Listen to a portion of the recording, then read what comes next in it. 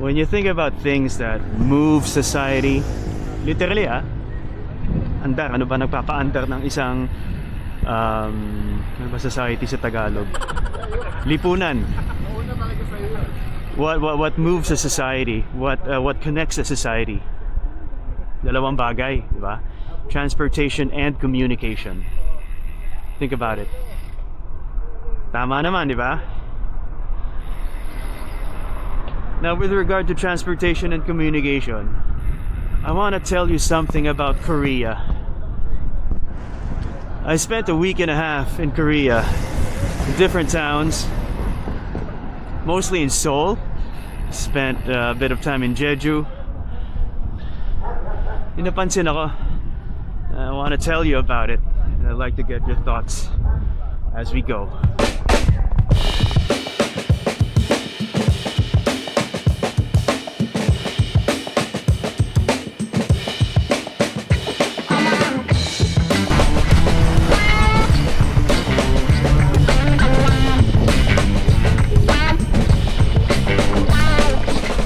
Welcome to the program. You're watching Sean Bike. My name is Sean Santa Maria.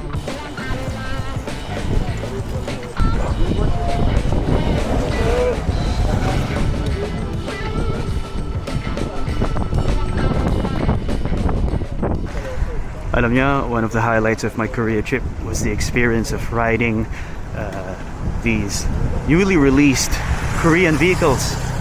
The new Kias, the new Hyundais.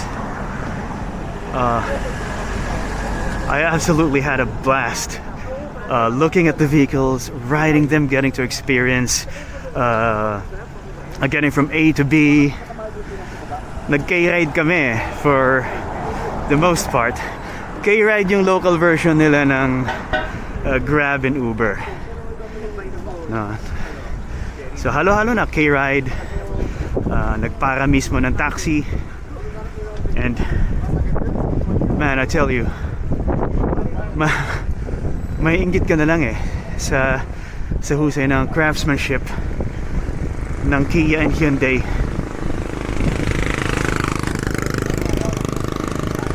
They're just so well made.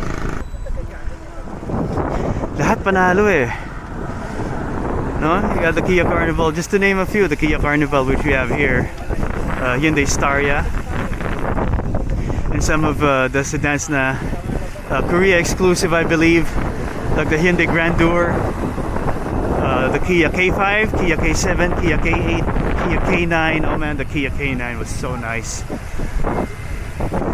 Maganda, sobrang ganda. You know about the Hyundai Ioniq 5? Meron tayo dito yan, diba? Merong Ioniq 6 sa Korea, and it looks like a Porsche. Sakyan ko din yun. The design, yung ride, bilis din. Maski yung mga EV. Man, the dashboard, the leather. I cannot say enough great things about these Korean vehicles. Kia and Hyundai, man, they're killing it.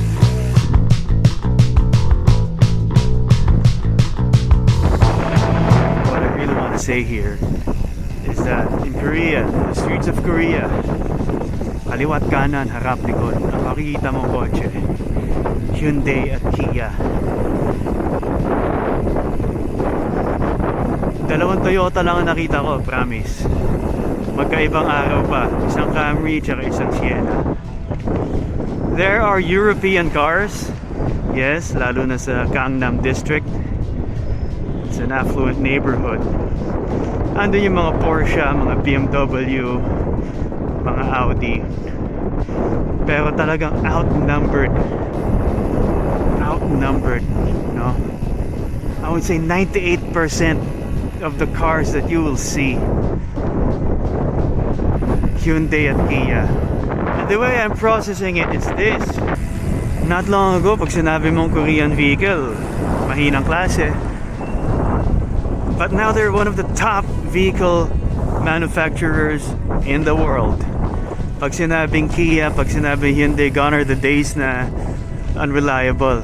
Madalas nga top of mind pa ang Korean vehicle kapag bibili ka ng bagong kotse. first choice nila sa vehicle, gawa nila.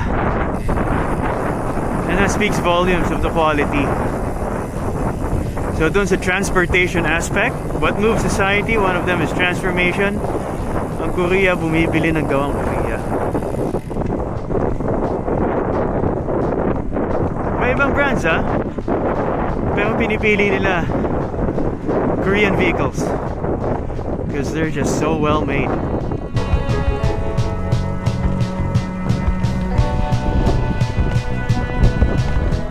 Now we want to go to the communication part. So ito na-observe ko I think you see this coming. Upo ako sa cafe, titinan ko ang mga device nila. In the train, makikita mo yan ang mga gamit. You're walking, you're in a restaurant, you're in a setting where you're around people, you'll see what devices they use.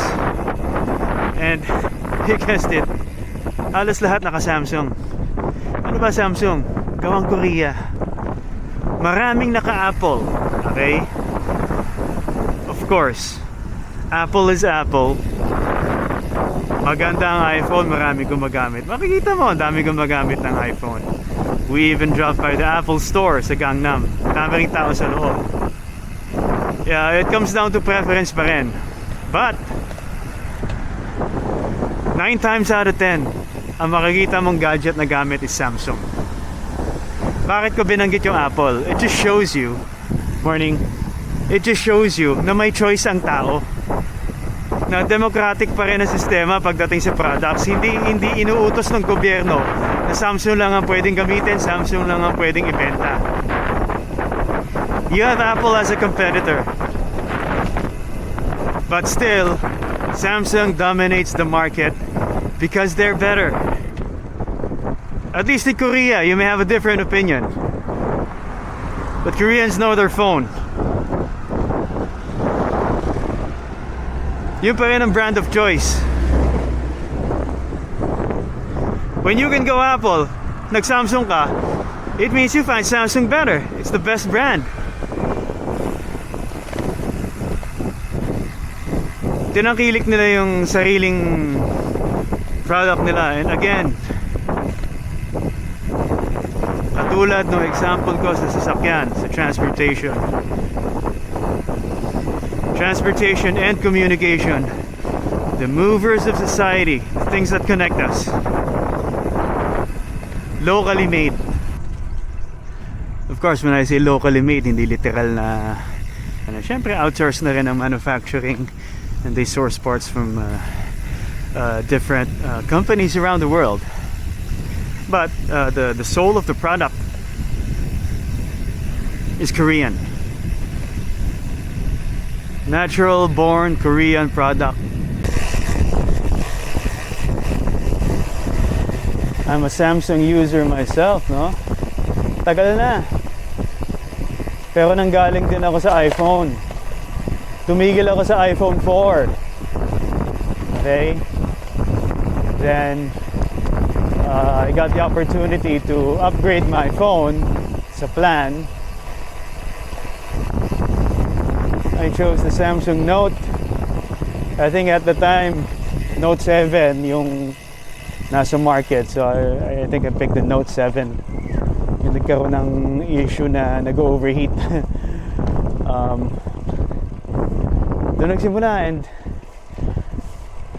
haven't looked back since. Puro Samsung na ako.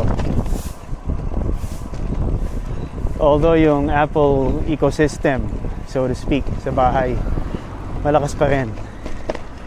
Because I still have an iPad, my wife has an iPad, my daughter has an iPad.